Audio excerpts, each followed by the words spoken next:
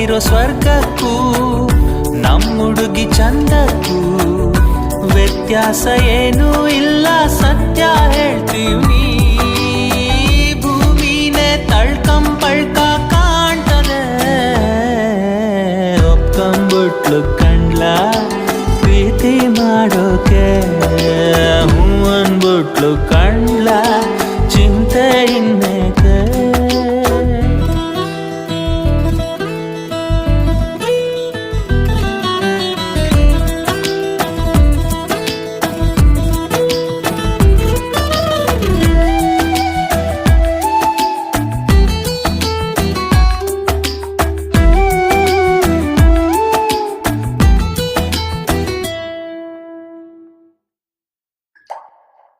ದೂರ ಆಗೋದ್ವಂತೆ ಭೂಮಿ ಬಾನು